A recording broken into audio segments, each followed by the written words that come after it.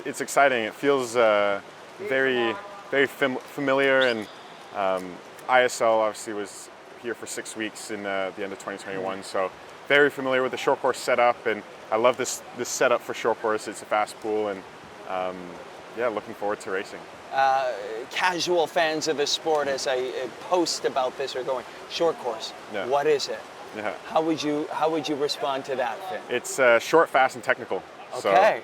So, yeah, obviously long course is well known in the Olympics and kind of the more overarching like pinnacle of swimming, but short course, it's a lot of power, a lot of turns, a lot of technique. If you're not good at your turns, you're not necessarily going to be good at short course. So, you see a lot of the more power swimmers and the more technical swimmers kind of excel here. And growing up, I only swam short course, so I always enjoyed short course racing and training. And yeah, I definitely feel comfortable in short course pool and looking forward for it. Take me through 5 events. You're going to be busy. Yeah.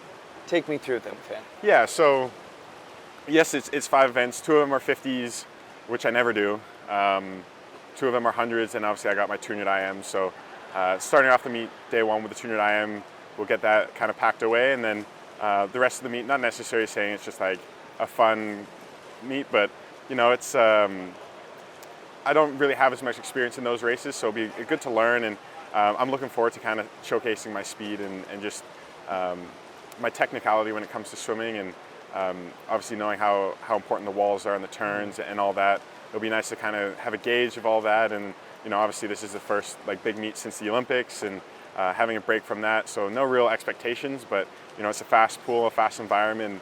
A lot of times when it comes to racing, it doesn't really matter what you have in the bank. It all matters what you can perform on the day. So looking forward to that. I'm hearing a lot of fun, a lot of trying things out here. This is also sort of hitting the reset on a 4-year cycle. Yeah. Kylie talked about the fact that she took time off, which she's never done. Yeah. Coming into this in a different space. Where are you at as you think about where you are in your career? Yeah. That's a lofty question, of but course. Where are you at? In terms of taking time off, I always try to take time off. I'm a huge advocate of like resting and physically and mentally just like chilling out after big seasons or big competitions. So usually always take a break, obviously after the Olympics and kind of how last year was so hectic. Definitely took a longer break, slowly ramped up. Ideally, probably not perfect, but it doesn't really matter at the end of the day. No one's,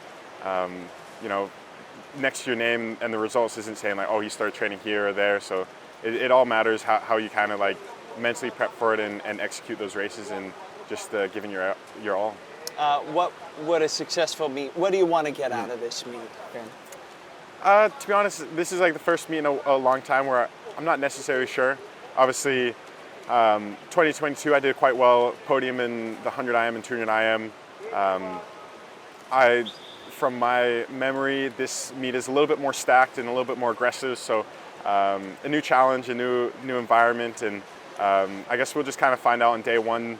First swim, first race will kind of be a kind of telltale of where we're at physically, and I'm looking forward to just seeing what I got.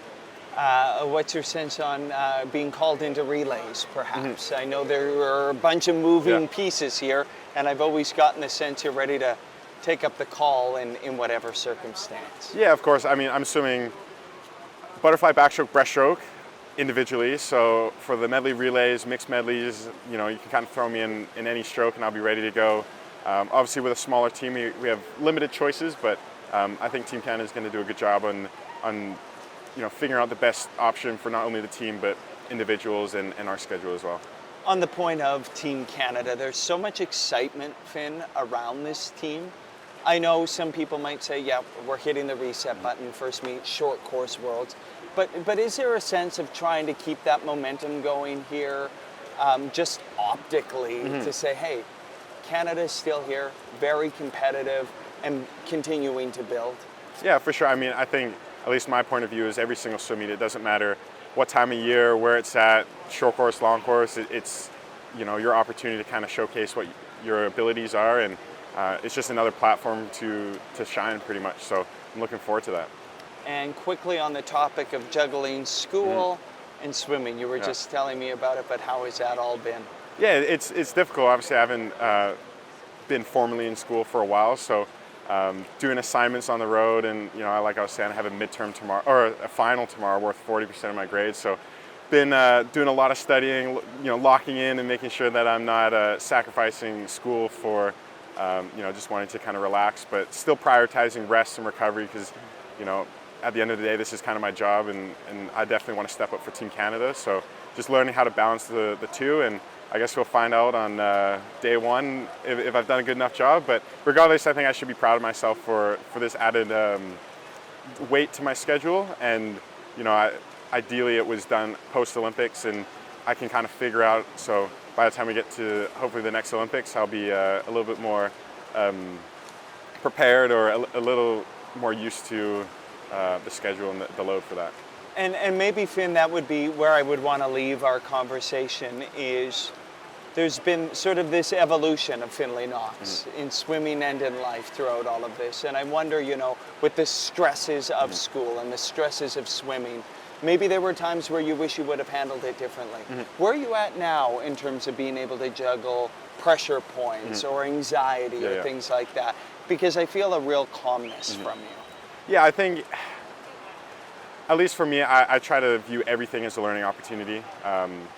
Ideally, that's what you should be doing, and sometimes it doesn't always come across that way, but I'm glad I kind of put school on the back burner for a while. Just allowed me to experience, all the World Championships, the two Olympics, the other kind of Commonwealth, Pan Am Games, and learn and build from that to set myself well up for swimming. And now I'm in a position where I'm confident with my swimming and my abilities on the world stage, that adding in school, hopefully it's not going to knock me down too much, but whatever kind of happens, I know how I'm going to kind of rebound from it and go from there.